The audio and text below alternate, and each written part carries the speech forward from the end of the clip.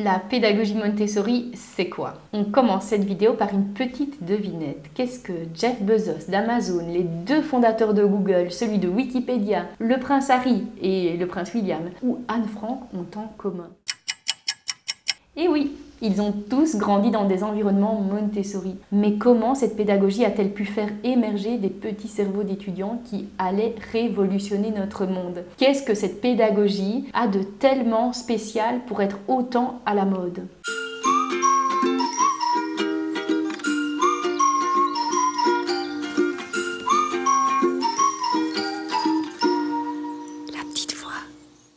Sur cette chaîne, je vous partage mes vidéos qui se situent au croisement entre la parentalité bienveillante et la pédagogie Montessori. Je vous partage des idées d'activités Montessori, je vous offre plein d'astuces qui permettent une relation encore plus épanouissante avec votre enfant.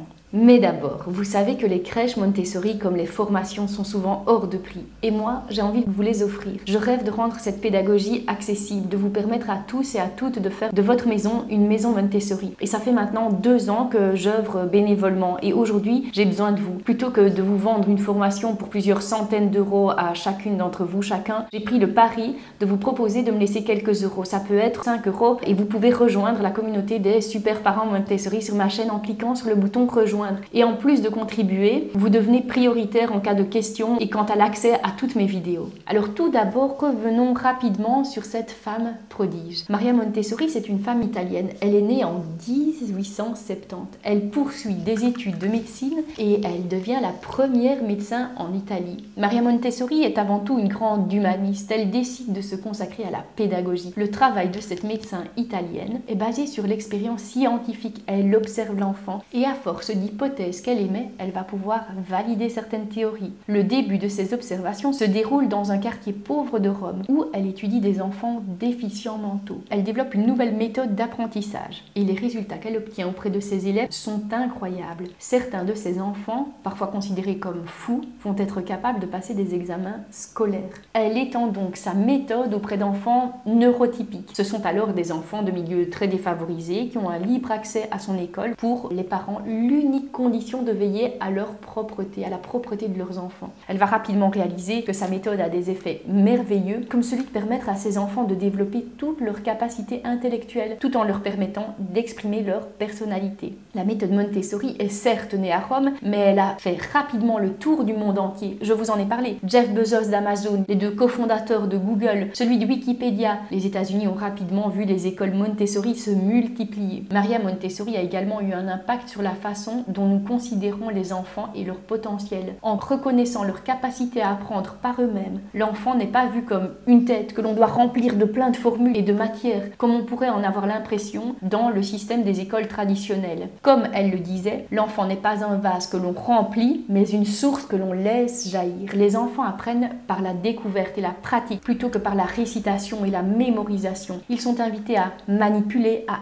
observer, à faire des erreurs et à recommencer. Maria Montessori est considérée comme une avant-gardiste, une pionnière d'un grand pan de l'éducation moderne, l'éducation bienveillante ou l'éducation positive comme on l'appelle, la méthode Montessori. Cette méthode d'enseignement est basée sur une liberté dans un cadre strict, sur la découverte par chaque enfant de son plein potentiel et en suivant toujours son intérêt du moment. Elle permet aux enfants d'être autonomes, d'être adaptés et comblés dans leur soif d'apprendre et donc épanouis. Ce sont des enfants qui sont capables de prendre seuls des décisions. Admettons que vous ne soyez absolument pas intéressé par la mécanique des voitures. Ou bien prenons l'exemple des lois belges. C'est ce que j'ai étudié à l'université de Bruxelles avant de me spécialiser dans l'éducation et la pédagogie Montessori. Et que dans cette vidéo, je commence à vous parler du Parlement, dans tous ses détails. Je ne suis pas sûre que vous retiendriez quoi que ce soit. Maria Montessori part de la même idée, du même postulat pour l'enfant. S'il n'est pas intéressé par ce qu'on va lui enseigner, il n'arrivera probablement pas à retenir quoi que ce soit. Et à contrario, si on lui permet de choisir son activité, celle qui, entre toutes, retient le plus son attention, il va rester concentré un long moment. Il va retenir d'autant plus facilement. C'est un des succès des écoles Montessori. Elle nous parle de l'esprit absorbant. L'esprit absorbant, c'est ça. Cette éponge, c'est le cerveau de notre enfant. Le liquide tout autour, ce sont les connaissances. Et pendant les premières années de sa vie, l'enfant absorbe des connaissances un peu comme une éponge absorbe le liquide dans lequel elle est plongée. Prenons l'exemple des langues. Il est bien connu qu'un enfant qui grandit dans un environnement bilingue va tout naturellement apprendre les deux langues et va spontanément devenir à l'aise sans gros efforts. Je vous passe l'exemple que l'on connaît tous de nous, adolescents, qui tentons d'étudier notre liste de vocabulaire d'anglais et qui après 6 ans d'heures à étudier, nous ne savons toujours pas maîtriser la langue de façon spontanée. On sait que ce n'est pas impossible de devenir parfaitement bilingue, mais malheureusement, c'est tellement d'efforts pour quelque chose qui pourrait être si spontané. Eh bien, l'esprit absorbant, c'est ces facultés psychiques qu'a l'enfant, qui va assimiler toutes les aptitudes nécessaires aux besoins qu'il rencontre dans son quotidien et qu'il va apprendre les règles culturelles du milieu dans lequel il évolue. Les périodes sensibles, en voilà un autre concept très important de la pédagogie Montessori. Ces facultés psychiques sont propres à l'enfant et le distinguent de l'adulte car elles ne sont pas éternelles. L'enfant va traverser des périodes durant lesquelles il va saisir toutes les opportunités de son environnement et absorber des connaissances. Pour reprendre l'exemple du langage, la période sensible du langage décrite par Maria Montessori, elle va s'étendre d'avant la naissance à jusque ses 7 ans plus ou moins. Après 7 ans, ça sera plus difficile pour un enfant d'apprendre une langue étrangère. Que l'on parle de la période sensible du mouvement, celle de l'ordre, des mathématiques, etc. Je vous explique tout dans cette vidéo. Comment se présente une école Montessori? Mettre en place un environnement et des activités qui vont permettre aux enfants de développer leurs compétences dans un grand respect de leur personnalité. Je vous parle de liberté car c'est l'enfant qui va choisir l'activité, qui va l'occuper et ce, durant le temps qu'il souhaite. L'environnement Montessori va être préparé pour répondre aux besoins intellectuels et moteurs de l'enfant. Le matériel favorise la concentration car il est agencé de manière ordonnée et de manière à favoriser la manipulation. Il est rangé, il est propre, il est logique et les étagères sont rassemblées par domaine. L'environnement est beau, calme et les plantes font partie de la classe. Dans un espace Montessori, on va retrouver des étagères ouvertes, accessibles aux enfants avec des plateaux pour favoriser leur autonomie. Des objets du quotidien adaptés à leur force et à leur taille, comme des tapis, des petites tables ou des petites chaises adaptées à leur taille.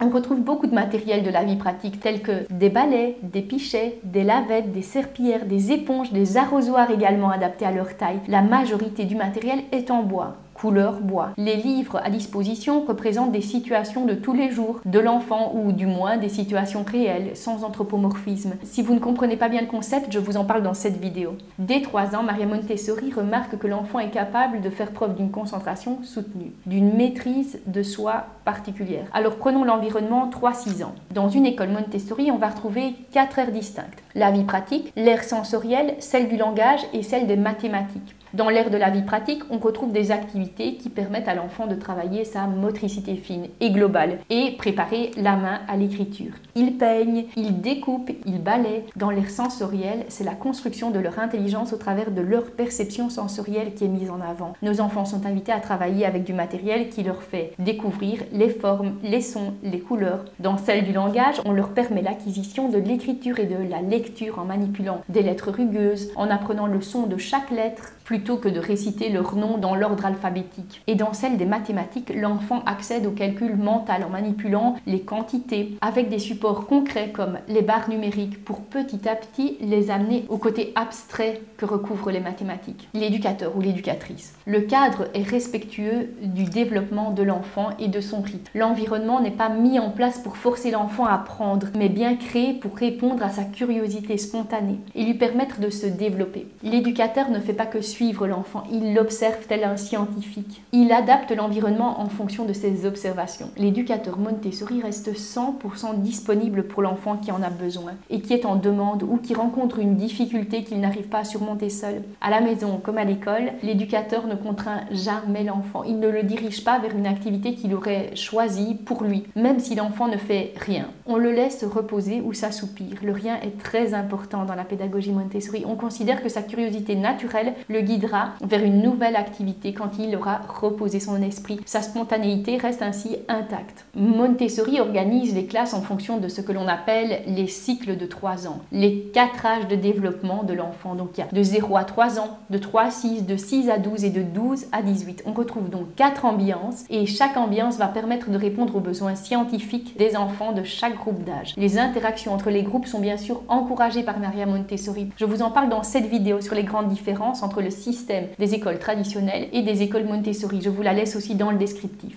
les critiques. Je ne peux pas vous résumer ce qu'est la pédagogie Montessori sans vous évoquer les critiques auxquelles elle fait face. Alors pour certains, cette liberté laissée aux enfants dans leur apprentissage fait peur. Elle fait peur à certaines personnes. Ceux qui critiquent cette pédagogie ont peur que les enfants sortent de l'école avec des lacunes. Une autre grande critique est que la pédagogie Montessori construit des enfants rois. Ce qui est certain, c'est que l'enfant est placé au centre des préoccupations. Mais il y a des règles très claires à observer dans les environnements Montessori. Les activités sont présentées à l'enfant dans un certain ordre. S'il souhaite travailler avec les lettres rugueuses, en tant qu'éducateur, on doit s'assurer qu'il comprenne d'abord le concept de rugueux et de lisse. On va d'abord lui présenter le matériel qui sera adapté. Un autre exemple qui montre que Maria Montessori n'a jamais pensé qu'il serait préférable de soustraire l'enfant à toute frustration est qu'il n'existe dans un environnement Montessori qu'un exemplaire de chaque activité. L'objectif étant de travailler la patience de l'enfant, de permettre aux enfants entre eux de s'organiser, etc. Avec cette règle qu'il est interdit d'interrompre, de déranger ou de presser l'enfant qui est occupé avec un matériel.